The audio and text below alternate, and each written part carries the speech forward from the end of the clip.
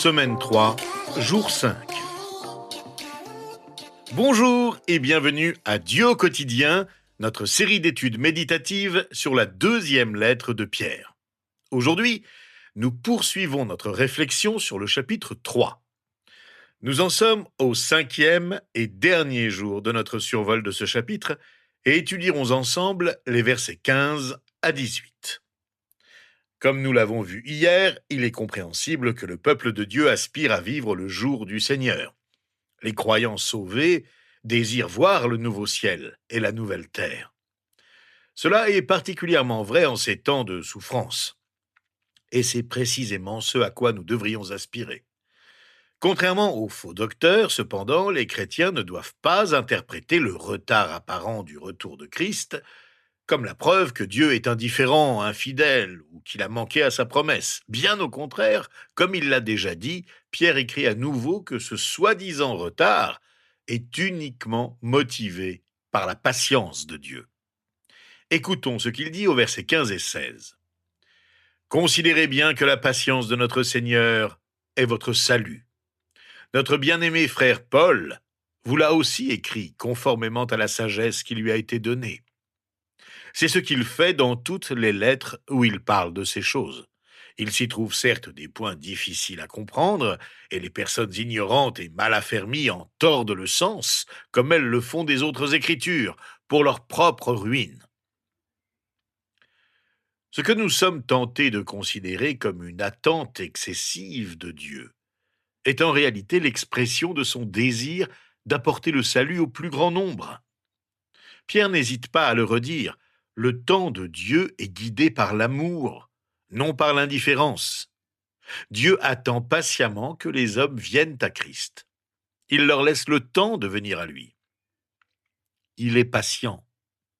Jésus n'est pas encore revenu car certains n'ont pas encore répondu à son appel. Dieu est patient car il désire les voir venir à lui. Pierre reconnaît ici que l'apôtre Paul a écrit quelque chose de similaire. Il avait peut-être à l'esprit la lettre aux Romains au chapitre 2, verset 4, où Paul mentionne la patience de Dieu et affirme que sa bonté est destinée à conduire à la conversion. Méprises-tu les richesses de sa bonté, de sa patience et de sa générosité en ne reconnaissant pas que la bonté de Dieu te pousse à changer d'attitude ? Par ton endurcissement et ton refus de te repentir, tu t'amasses un trésor de colère pour le jour où Dieu révélera sa colère et son juste jugement. Quoi qu'il en soit, Pierre reconnaît que la sagesse de Paul vient de Dieu et le qualifie de frère bien-aimé. Ceci nous est utile car cela confirme ce qui ressort déjà clairement d'une lecture attentive du Nouveau Testament. Les écrits inspirés de chaque livre se confirment et se soutiennent mutuellement. Pierre, Paul et les autres apôtres ont tous écrit la parole de Dieu sous l'inspiration du Saint-Esprit, comme le confirme Paul dans sa deuxième lettre à Timothée au chapitre 3, versets 16 et 17. Toute l'écriture est inspirée de Dieu et utile pour enseigner, pour convaincre, pour corriger, pour instruire dans la justice, afin que l'homme de Dieu soit formé et équipé pour toute œuvre bonne. Remarquez le respect que Pierre témoigne à Paul malgré la sévère réprimande qu'il lui avait adressée des années auparavant et que nous rapporte Paul dans sa lettre aux Galates. Pierre avait compromis l'Évangile en adaptant la doctrine pour plaire aux chrétiens d'Antioche. Il avait fait preuve de timidité spirituelle, avait renié le principe de la grâce et s'était couvert de honte.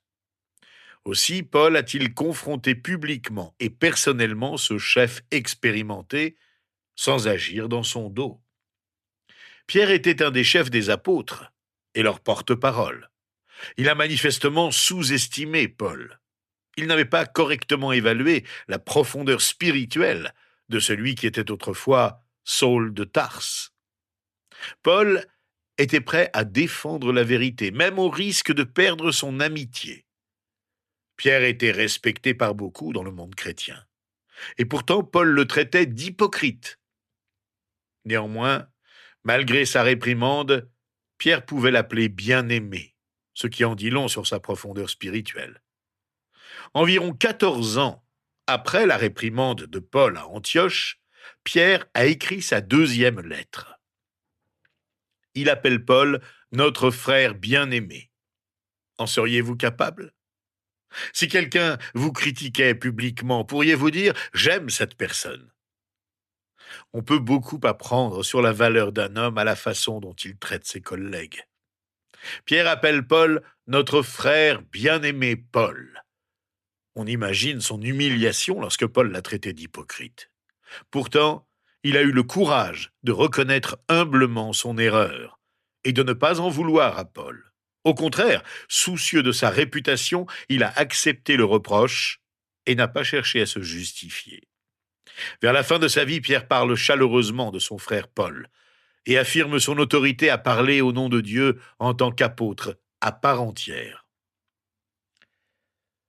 Après avoir loué l'apôtre Paul comme un frère bien-aimé parlant avec la sagesse divine, Pierre reconnaît maintenant que certains de ses écrits sont difficiles à comprendre. Il les qualifie également d'écriture. Ces deux points sont importants.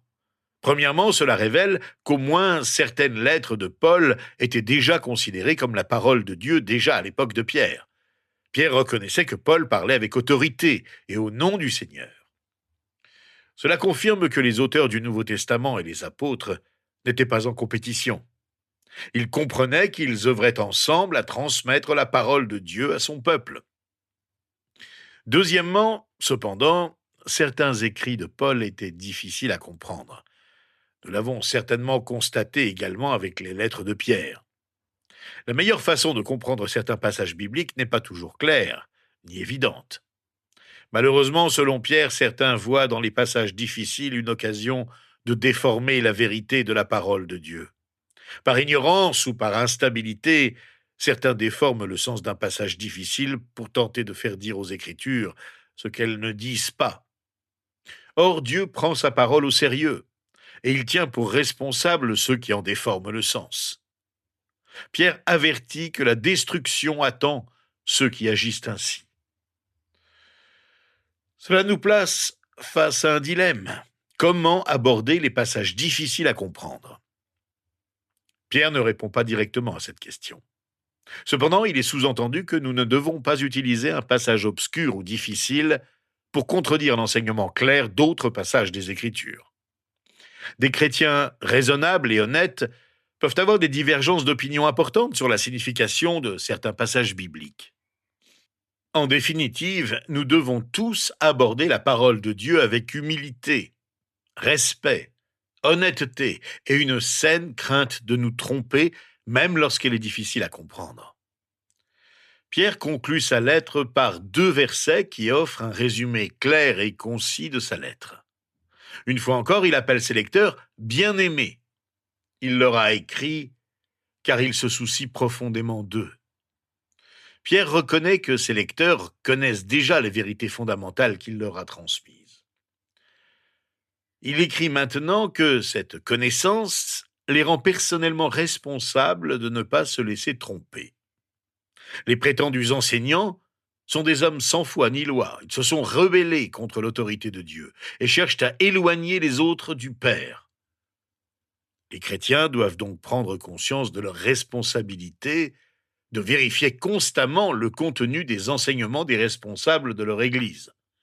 Nous devons confronter les paroles et les proclamations d'autrui à la vérité de la parole de Dieu. Il est de notre responsabilité de ne pas nous laisser emporter ou induire en erreur par de faux enseignements, aussi séduisants et raisonnables puissent-ils paraître. Paul nous l'ordonne dans sa lettre aux Colossiens au chapitre 2, verset 8. « Faites attention, que personne ne vous prenne au piège par la philosophie, par des tromperies sans fondement qui s'appuient sur la tradition des hommes, sur les principes élémentaires qui régissent le monde et non sur Christ. Sinon, écrit Pierre, nous perdrons notre position ferme. La perte potentielle dont Pierre parle n'est pas la damnation éternelle si nous nous laissons égarer par de faux enseignants.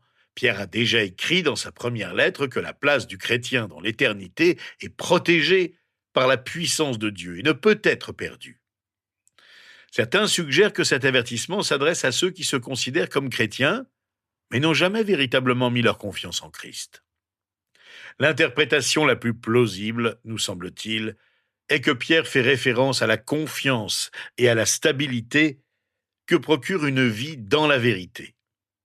Pierre nous met en garde contre la perte de notre sécurité intellectuelle et spirituelle, non contre la perte de notre salut éternel. La paix ne vient que d'une confiance absolue en Dieu et en sa parole. Les versets 17 et 18 concluent la lettre de Pierre et doivent être considérés ensemble. Bien-aimés, vous voilà avertis. Tenez-vous donc sur vos gardes, de peur qu'entraînés par l'égarement des impies, vous ne perdiez la ferme position qui est la vôtre. Mais grandissez dans la grâce et dans la connaissance de notre Seigneur et Sauveur Jésus-Christ. À lui soit la gloire maintenant et pour l'éternité. Amen. Il ne s'agit pas d'une conclusion formelle, comme dans d'autres lettres. Pierre ne fait ses adieux à personne personnellement. Les 2 derniers versets comprennent un avertissement, tenez-vous sur vos gardes, et une directive, grandissez. Cette conclusion résume la lettre et contient à la fois une mise en garde contre les tromperies des faux docteurs et un encouragement à progresser dans la foi en Christ. Plus précisément, Pierre exhorte ses lecteurs à grandir dans 2 domaines, la grâce de Jésus et la connaissance qu'ils ont de lui. Pierre rappelle à ses lecteurs bien-aimés une vérité qu'ils connaissent déjà, un homme averti en vaut 2. Si nous savons comment réagir face à une situation avant qu'elle ne survienne, nous sommes mieux préparés. Pierre souhaite que les croyants anticipent un événement. Il veut nous informer sur ce sujet avant qu'il ne se produise. Ce passage est comme un signal d'alarme. Il y a un danger, prenez garde. Dans ce contexte, il s'agit d'un avertissement. Soyez vigilants face au risque d'instabilité de la foi. Nombreux sont les chrétiens dont la foi est fragile. Ils connaissent peu les Écritures et sont sujets à la séduction spirituelle. De même, un croyant stable aujourd'hui peut devenir instable demain. Une foi sans connaissance se désagrège rapidement, la rendant vulnérable à toute doctrine qui se présente. Certains chrétiens négligent leur foi. Ils étudient rarement la Bible.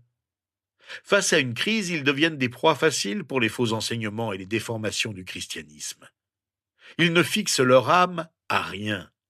Leur âme flotte à la dérive, ballottée par chaque nouveau courant religieux venu d'ailleurs.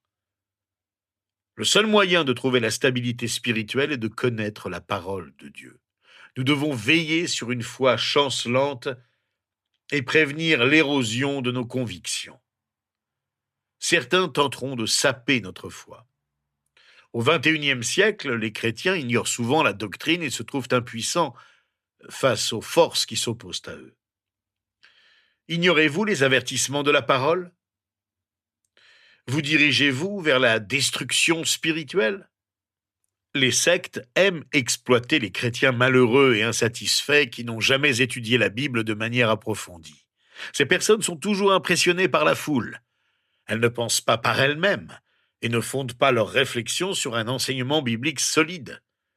De nombreuses idées déformées et non bibliques circulent aujourd'hui au sein du christianisme évangélique ou non. Rares sont ceux qui savent comment les réfuter d'un point de vue biblique. Celui qui s'éloigne de la parole sombrera dans la perdition spirituelle. Des hommes sans scrupules tenteront de le détourner de la confiance en la vérité. Ils essaieront de pousser les chrétiens à abandonner leur relation avec Dieu et sa parole. Cela les éloignera de Dieu et mènera leur âme à la ruine. Il est possible de s'éloigner de la solidité en Christ et de perdre l'assurance du salut. Les faux enseignements affaibliront notre foi. Nous ne pouvons pas perdre notre salut, mais nous pouvons perdre la confiance en notre salut. Pierre l'a déjà dit, les chrétiens instables sont des croyants qui déforment les Écritures jusqu'à leur perte. Tout cela commence par l'ignorance de la parole et conduit finalement à la chute spirituelle. Si nous rencontrons une situation difficile et que nous ne connaissons pas les Écritures, nous déformerons la vérité que nous connaissons. Face à une difficulté, au lieu d'appliquer les principes de la parole de Dieu à notre situation, nous nous tournerons vers une solution miracle, un remède non biblique à notre problème. En revanche, si nous grandissons dans la grâce et la connaissance de notre Seigneur et Sauveur Jésus-Christ, nous atteindrons la stabilité spirituelle. Grandir dans la grâce ne signifie pas nécessairement recevoir toujours plus de la grâce de Dieu. La grâce, par définition, est imméritée. Elle ne s'obtient pas par nos œuvres. Par sa grâce, Dieu a pardonné nos péchés et nous a donné la pleine citoyenneté en tant qu'enfants de Dieu. Mais vivre sous la grâce de Jésus nous offre une formidable occasion de grandir spirituellement, plus fort et plus profondément. Pierre écrit au chapitre 1 que nous ne manquons de rien pour mener la vie à laquelle Dieu nous appelle. Il est donc temps d'agir. L'un des moyens de croître sous la grâce de Dieu est d'approfondir notre connaissance de Christ. Cela implique deux choses. L'une d'elles est d'en apprendre toujours plus sur Christ, acquérir des connaissances. L'autre aspect est d'approfondir notre relation avec Jésus. Ces deux aspects contribuent à faire de nous des serviteurs plus efficaces. Il n'est pas facile de progresser dans la grâce, car nous avons naturellement tendance à vivre la vie chrétienne indépendamment de la grâce de Dieu. La grâce signifie que Dieu agit. Les œuvres impliquent que nous agissions par nous-mêmes. Nous n'aimons pas dépendre de Dieu car nous apprécions l'idée d'être autosuffisants. Or, Pierre décrit Jésus comme notre Seigneur et notre Sauveur. Pour vraiment le connaître, nous devons continuer à grandir dans notre compréhension de ce que signifie vivre en communion avec Jésus comme Seigneur et Sauveur, conscient qu'il est celui à qui revient la gloire, maintenant et pour l'éternité. Nous sommes parvenus à la fin de notre étude de la deuxième lettre de Pierre. Et je vous invite à louer ensemble notre Seigneur, à qui nous appartenons pour toujours. Ô Seigneur, notre Dieu et notre Père du ciel, le but ultime de notre vie est de te glorifier dans le temps et pour l'éternité. Nous te glorifions pour ce que tu es et pour ce que tu fais. Nous te célébrons car tu as pourvu à tous nos besoins, pour le temps et pour l'éternité. Ton amour immense pour nous est toujours à son comble. Ton amour est immuable, il est inconditionnel, même s'il nous arrive de te décevoir profondément. C'est humblement que nous nous approchons de toi. Mais c'est aussi avec la confiance d'un enfant devant son Père, sûr et certain de ne jamais être rejeté. Nous voulons te connaître davantage et puiser dans l'Écriture tout ce que nous pouvons apprendre de toi. Nous sommes tes enfants bien-aimés et t'adorons avec un profond respect. Heureux d'avoir été libérés de l'emprise du mal sur nous. Nous attendons ton retour avec joie. Et nous nous préparons à te rencontrer pour vivre en ta présence toute l'éternité. Accepte notre louange et notre prière au nom de Jésus. Amen.